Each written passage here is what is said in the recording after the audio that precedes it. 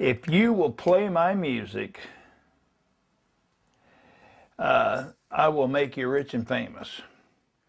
With Frank Zappa, when you talk about him joining a band, it almost seems like he never joined a band. He was never going to be somebody who was like, yeah, I'm the guitar player and I'll do some lead vocals, this is cool. I think he was never going to be content unless he was a leader of the band.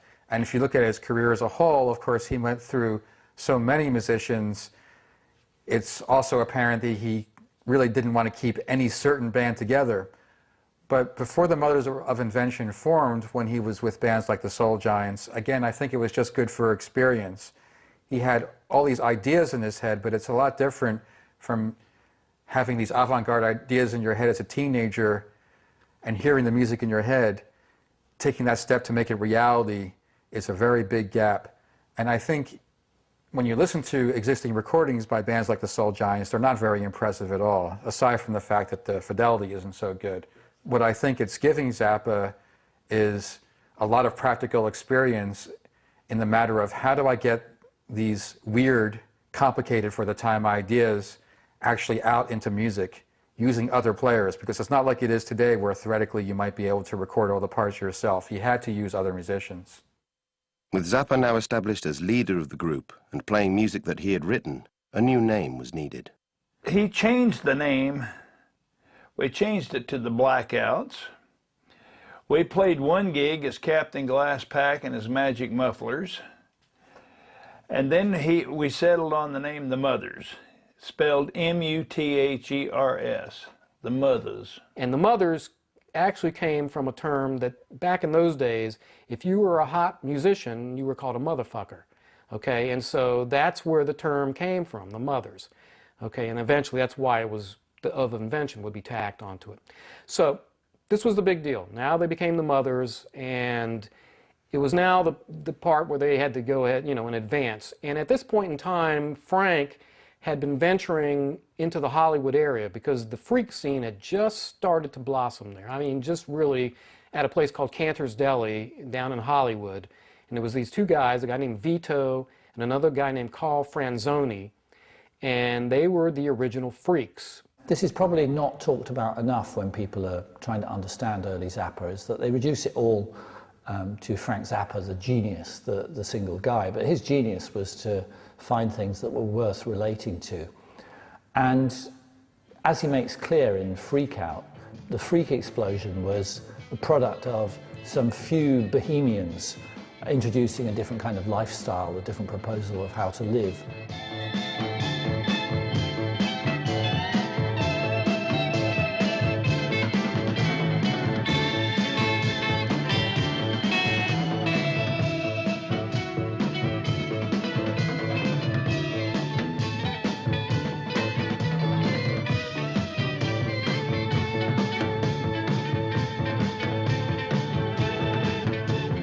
Either Frank came up with the term or they came up with the term, but it would be to cast off any of your upbringing and social, you know, it's restrictions socially that's put on a person at this time, and let your inhibitions go and freak out. Be what you want to be. Grow your hair long. Do what you want to do. Act out what you want to do. Pretty much become heathens, you know. The freak scene was people that would become freaks who weren't freaks. They were eccentric. Vito and the Hands was a dance troupe of sculptors, nymphomaniacs, senior citizens, rock and roll morons, and dancers. I was part of it. And we would go to clubs in 1963 and 64, and the girls didn't have underwear on, and they'd roll on the floor, and the guys would do somersaults and this type of stuff. And then there was the first part of the freaks. Carlo Franzoni, Vito were the ringleaders. Gypsies and jugglers with TNA.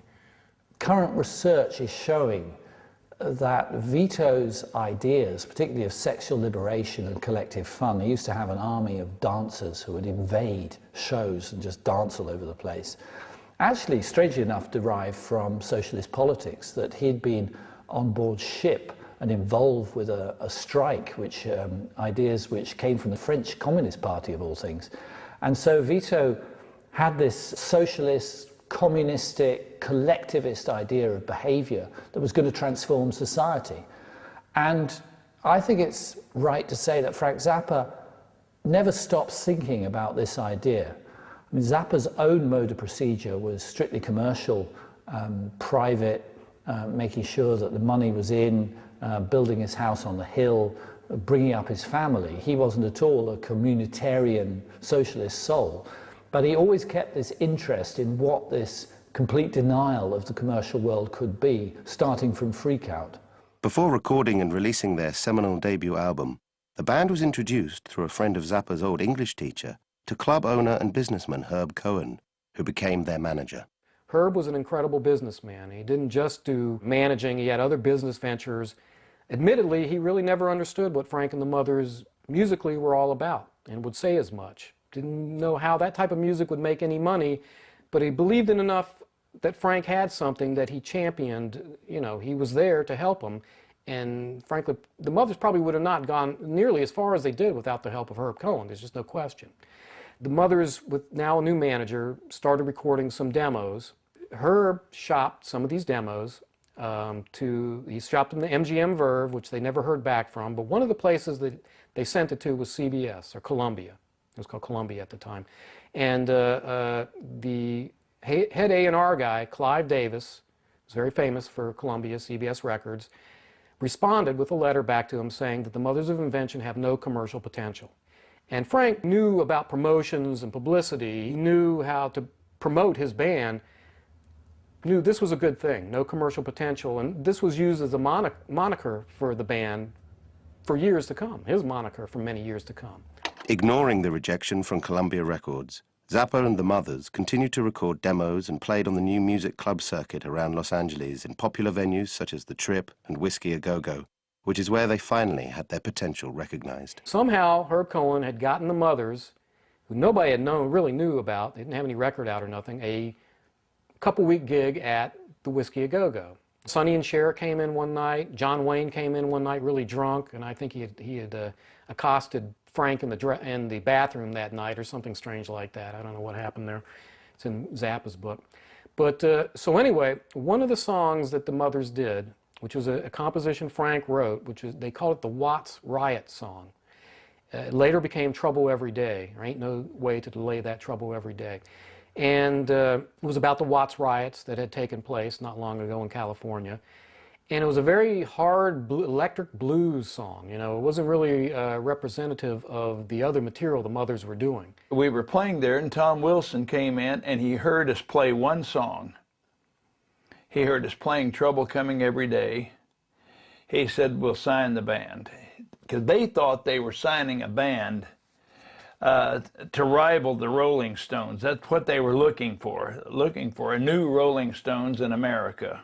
At this point in time, Tom Wilson had already signed the Animals and the Velvet Underground. People will say, I've heard different band members say, well, you know, he really had no idea what the Mothers of Invention music was like and was kind of set back or taken aback when they started the recording sessions of Freak Out.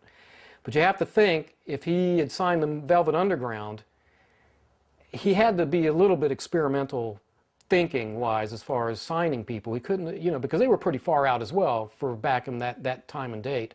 They were not your average band either, you know. So I honestly think he probably knew there was more to the Mothers than just blues material. As the Mothers went into the studio to record their debut, the band was disrupted by the sudden departure of one of its members. The ever-changing nature of the Mothers lineup would become a feature of the group over the next 4 years. Everything was hunky-dory with the signing and all that shit until we got to the studio to record Freak Out. And the first song we recorded was Who Are the Brain Police? That's the song, by the way, that Frank presented to the band. We were at the Tripp at that time, rehearsing and playing also at night. And that when Frank brought that song out, that's when Henry said, that's it for me, man. I quit. I'm going to go join a blues band. I can't handle this music.